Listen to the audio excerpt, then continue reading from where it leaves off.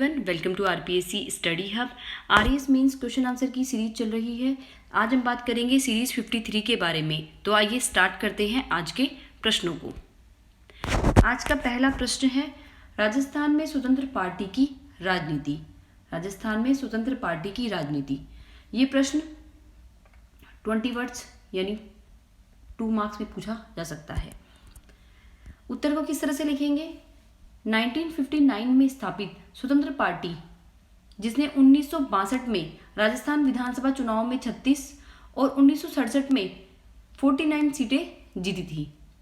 1959 में स्थापित थी स्वतंत्र पार्टी की स्थापना कब हुई? 1959 में।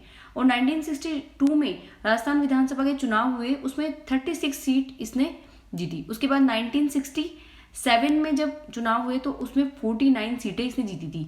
महारानी गायत्री देवी का इसी पार्टी से निर्वाचन हुआ था। महारानी गायत्री देवी जो है, उनका इसी दल से निर्वाचन हुआ था। नेक्स्ट प्रश्न है हमारा, सादिक अली समिति।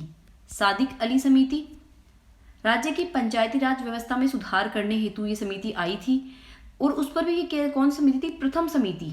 राजस्थान में पंचायती राज व्यवस्था में सुधार करने के लिए प्रथम समिति सादिक अली समिति। ओके, 1964 में स्थापित हुई थी। 1964 में ये स्थापित हुई थी।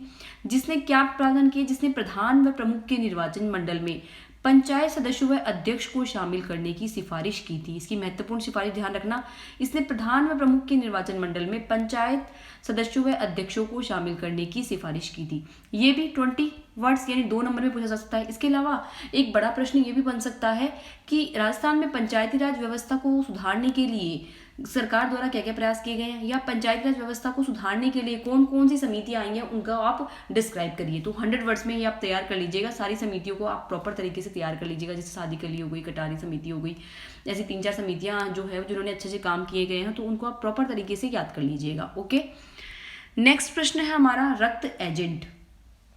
रक्त एजेंट क्या है? रक्त एजेंट वे विषाक्त रासायनिक एजेंट होते हैं जो रक्त में अवशोषित होकर शरीर की जैविक प्रक्रियाओं को तेजी से प्रभावित करते हैं।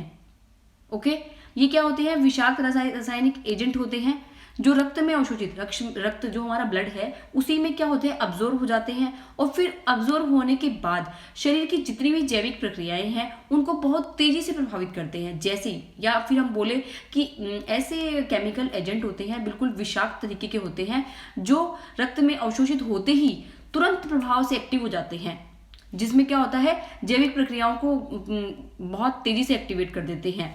ये एजेंट साइनाइड अथवा आर्सेनिक आधारित होते हैं। एजेंट कैसे होते हैं? साइनाइड हो सकते हैं अथवा आर्सेनिक बेस्ड होते हैं। ओके, ये भी 20 वर्ड्स यानी 2 नंबर में पूछा जा सकता है। नेक्स्ट है हमारा सागरिका। अब इतना ही लिखा हो सकता है सागरिका। अब आप सोचेंगे सागरिका है क्या, है क्या? ओके, जो जानते हैं तब तो वो तो प्रॉपर तरीके से लिख देंगे कि सागरिका है क्या, लेकिन जिनको नहीं पता है उनको मैं बता देती हूँ कि सागरिका है क्या। ये भी वही 20 वर्ड्स 2 नंबर में प्रश्न पूछा जा सकता है। भारतीय सेना की परमाणु हथियार संपन्न पनडुब्बी में प्रक्षेपित, भारत सेना की कौन सी है? परमाणु हथियार संपन्न पनडुब्बी में प्रक्षेपित है, बैलिस्टिक मिसाइल है। सागरिका क्या है? एक बैलिस्टिक मिसाइल है।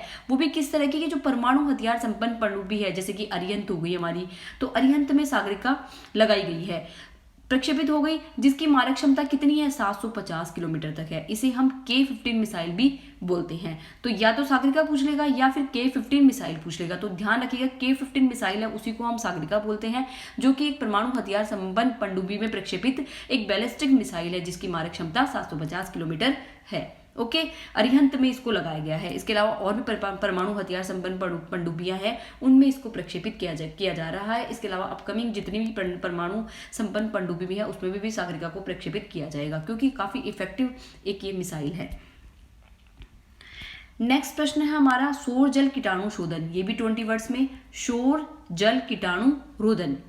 सौर जल, जैसे आप समझ रहे होंगे, सौर का मतलब क्या हो गया? सोलर। जल का मतलब वाटर कीटाणु शोधन है। तो इसी वर्ड से भी आप इसका डायरेक्ट आंसर लिख सकते हैं, जैसे कि जैव संदूषित जल की शुद्धि के लिए, वाटर उसको प्योरीफाई करने के लिए, जो जैव संदूषित टाइप का है उसकी शुद्धि के लिए सौर ऊर्जा का प्रयोग कर सौर जल कीटाणु शोधन किया जाता है।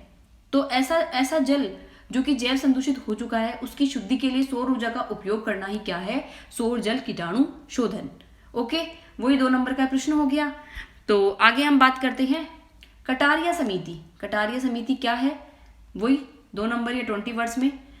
2008 में गठित इस समिति ने राज्य में पंचायती राज में मजबूती के लिए सभी 29 विषय पंचायती राज संस्थाओं को सौंपे जाने की सिफारिश की थी। तो कटारी समिति 2008 में गठित हुई थी। इस समिति ने राज्य में पंचायती राज संस्थाओं में मजबूती के लिए 29, जितने भी टोटल के टोटल 29 विषय है, वो सारे के सारे पंचायती राज संस्थाओं को सौंपे जाने की सिफारिश कटारी समिति ने की थी।